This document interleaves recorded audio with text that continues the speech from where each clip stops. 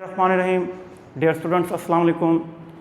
Shazman Akbar from CCU, Chemistry class 9th, chapter number 3, Periodic Table and Periodicity of Properties. Introduction और डोब्राइनर्स ट्राइएड्स को discuss करने के बाद आज का जो हमारा टॉपिक है शॉर्ट क्वेश्चन के हवाले से बहुत इम्पॉर्टेंट ये टॉपिक है न्यूलैंड्स ऑक्टेव्स या न्यूलैंड लॉ ऑफ ऑक्टेव्स के एलिमेंट्स को अरेंज करने में जो एफर्ट्स थी उन एफर्ट्स में एक ब्रिटिश केमिस्ट है जिसका नेम है न्यूलैंड। ब्रिटिश केमिस्ट न्यूलैंड इसका नेम है और अपनी एफर्ट्स के नतीजे में ये एलिमेंट्स को अरेंज करता है 1864 में on the basis of increasing atomic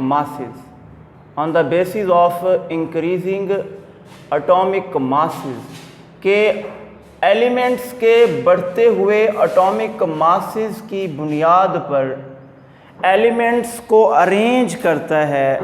कब? 1864 में। और 1864 से पहले क्यों अरेंज करता है? क्योंकि 1860 से पहले का एरा जितना भी है उसमें जो डिस्कवर्ड एलिमेंट्स थे उनमें उनके एटॉमिक मासेस का ऑर्डर रॉन्ग था। उसमें चंद एक एलिमेंट्स ऐसे थे जिनके एटॉमिक मासेस इनकरेक्ट थे। फिर 1860 में आकर कैनिज़ारो एक हमारे पास साइंटिस्ट है कैनिज़ारो, इसने 1860 में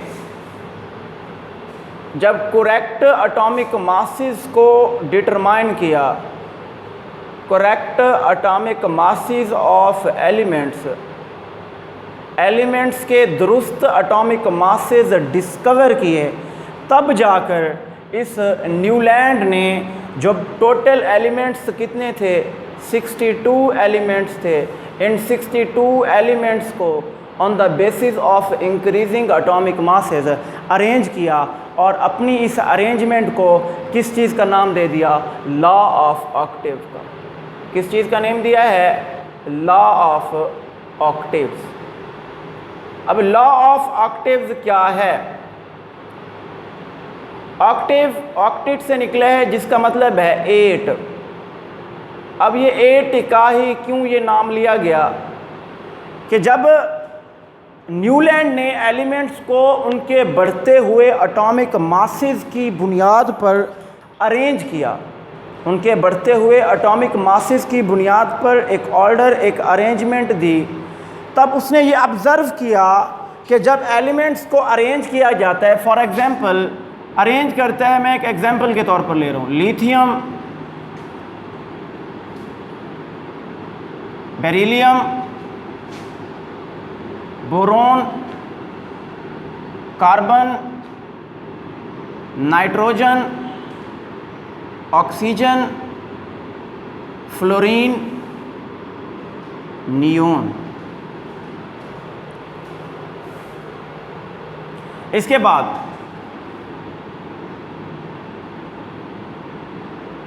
sodium, magnesium, aluminium, silicon, phosphorus, sulphur, chlorine, argon. इसके बाद पोटाशियम एंड कैल्शियम। ये मैंने चंद एक जो है एलिमेंट्स अरेंज किए हैं फॉर एग्जांपल के तौर पर कि उसने एलिमेंट्स को अरेंज किया है उनके बढ़ते हुए एटॉमिक मासेस की बुनियाद पर on the basis of increasing atomic masses. अगर यहाँ पे देखें तो लिथियम का एटॉमिक मास है 7, ऐसे ही आगे एटॉमिक मास इंक्रीज़ होता जाएगा। सोडियम का एटॉमिक मास है 23, ऐसे ही एटॉमिक मास आगे इंक्रीज़ होता जाएगा। एलिमेंट्स को अरेंज किया उनके बढ़ते हुए एटॉमिक मासेस की बुनियाद पर, तो उसने ऑब्ज़र्व किया कि जब एलिमेंट्स को अरेंज किया जाता है तो हर 7वें एलिमेंट के बाद जो 8वां एलिमेंट है उसकी जो प्रॉपर्टीज़ हैं वो क्या करती हैं, वो रिपीट होती हैं, वो पहले जैसी होती हैं। फॉर एग्ज़ाम्पल लिथियम है हमारे पास, लिथियम की बात करते हैं। लिथियम का हमारे पास electronic configuration 1s2 2s1। Sodium है इलेक्ट्रॉनिक कन्फिग्रेशन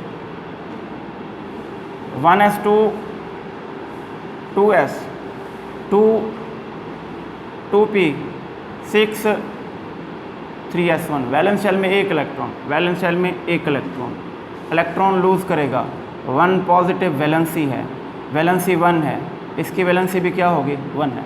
तो ऐसे जब उसने कहा कि एलिमेंट्स को अरेंज किया जाता है उनके बढ़ते हुए एटॉमिक मासेस पर बुनियाद पर, तो जब अरेंज करेंगे तो हर 8वें एलिमेंट की प्रॉपर्टीज़ रिपीट होंगी। 1 2 3 4 5 6 7, फिर 8वां रिपीट हो रहा है, 1 2 3 4 5 6 7, फिर 8वां रिपीट हो रहा है।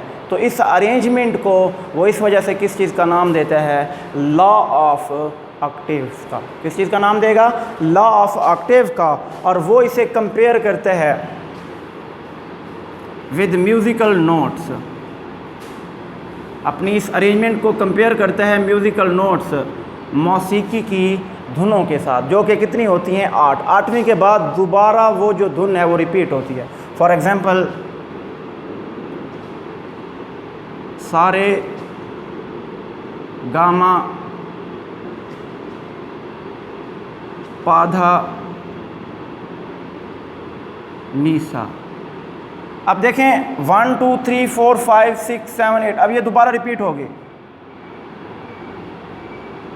ऐसे ही ये म्यूज़िकल नोट्स जो हैं ये हर 8वीं के बाद दोबारा क्या होती हैं, रिपीट होते हैं। ऐसे ही एलिमेंट्स को जब बढ़ते हुए एटॉमिक मासेस की बुनियाद पर अरेंज किया गया तो हर 8वें एलिमेंट के बाद केमिकल जो प्रॉपर्टीज़ हैं वो रिपीट होने लगीं और इस अरेंजमेंट को क्या नाम दे दिया गया, लॉ ऑफ ऑक्टेव का नाम दे दिया गया। अब ये रिजेक्ट क्यों हुआ, क्योंकि उस वक्त जो डिस्कवर्ड एलिमेंट्स थे वो 62 थे।